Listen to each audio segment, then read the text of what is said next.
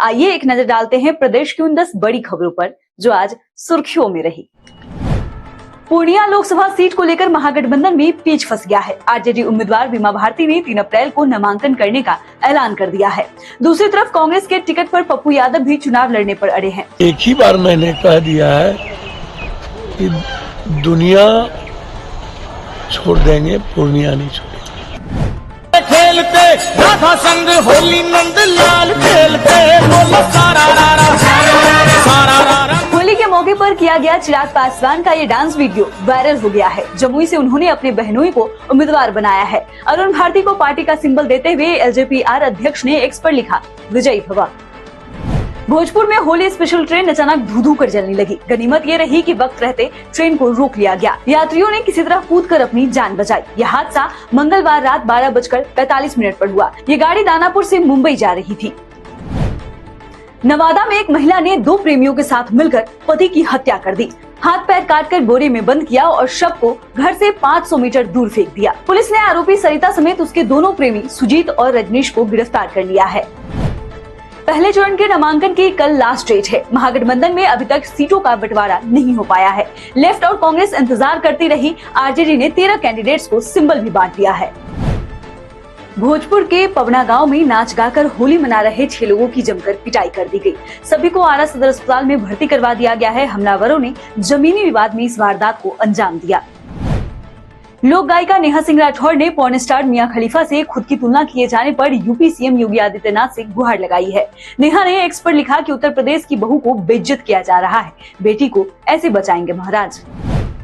राष्ट्रीय लोक मोर्चा के अध्यक्ष उपेंद्र कुशवाहा ने मुख्यमंत्री नीतीश कुमार से मुलाकात की। इस दौरान सीएम ने पूछा कहां चले गए थे। इस पर कुशवाहा बोले कि आप ही बोले थे जिसको जहां जाना है चला जाए, इसलिए चले गए।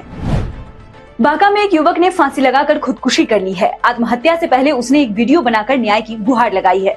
दरअसल मृतक और उसके बड़े भाई की बदमाशों ने रंग लगाने पर पिटाई कर दी थी। मृतक शुभम मिश्रा इसी बात से आहत था। बांका में होली के दिन घर में घुसकर महिलाओं के साथ छेड़खानी की कोशिश करने पर 2 पक्षों में मारपीट हो गई। दोनों तरफ से ईंट पत्थर चले, कई वाहन भी क्षतिग्रस्त हो गए। तनाव की स्थिति देखते हुए पुलिस मौके पर कैंप कर रही है। तो फिलहाल के लिए इवनिंग बुलेटिन में बस इतना ही। भारतीय कम्युनिस्ट पार्टी माले ने अपने उम्मीदवारों के नाम की घोषणा तो नहीं की है, लेकिन उसने 40 स्टार प्रचारकों की सूची जारी कर दी है। ये सूची चुनाव आयोग को पार्टी ने सौंपी है। सूची के मुताबिक माले ने महासचिव दीपांकर भट्टाचार्य, पोलित ब्यूरो के सदस्य धीरेन्द्र झा और विधायक दल के नेता महबूब आलम को स्टार प्रचारकों की सूची में रखा है। बता दें कि महागठबंधन में भाकपा माले को आरा, काराकट और नालंदा लोकसभा सीटें मिली हैं। माले के केंद्रीय कमेटी के सदस्य और प्रभारी प्रभात कुमार के दस्तखत से ये सूची जारी की गई है। लोकसभा चुनाव 2024 के लिए बीजेपी ने अपनी 7वीं लिस्ट जारी कर दी है। अमरावती सीट के लिए नवनीत राणा को बीजेपी ने उम्मीदवार बनाया है। वो पहले निर्दलीय सांसद थी। बीजेपी ने अपनी 7वीं लिस्ट में लोकसभा चुनाव के लिए 2 उम्मीदवारों का ऐलान किया है। वहीं कर्नाटक के चित्रदुर्ग सीट से गोविंद करजोल को उम्मीदवार बनाया है। शराब नीति केस में आज दिल्ली के मुख्यमंत्री अरविंद केजरीवाल को गिरफ्तारी और रिमांड से दिल्ली हाई कोर्ट ने राहत नहीं दी। जस्टिस स्वर्ण कांता शर्मा की कोर्ट ने ईडी को नोटिस जारी कर 2 अप्रैल तक जवाब मांगा है।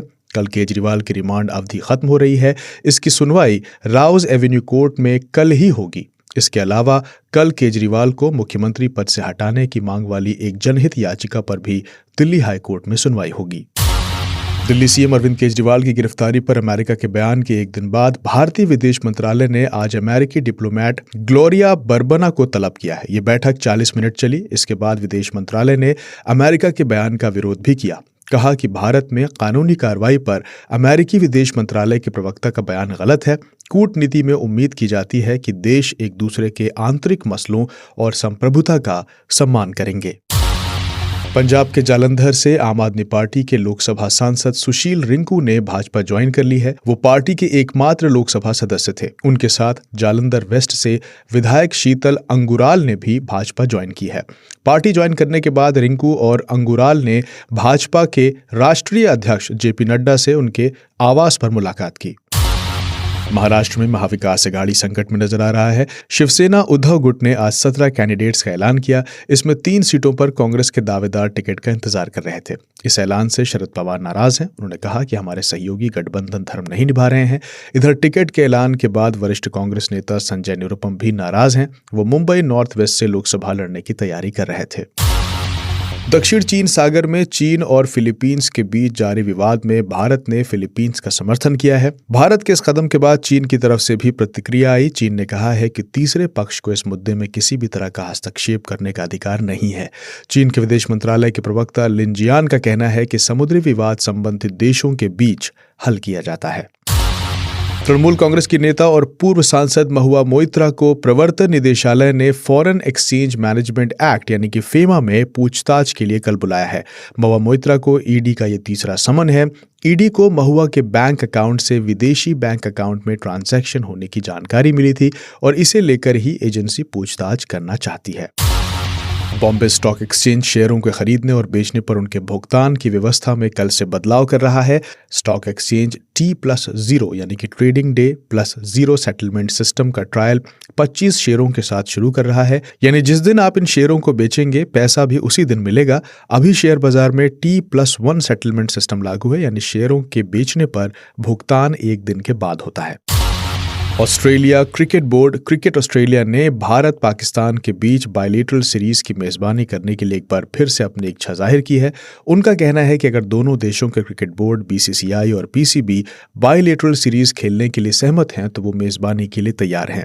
CA ने 2022 T20 वर्ल्ड कप के बाद भी ऐसी इच्छा जताई थी।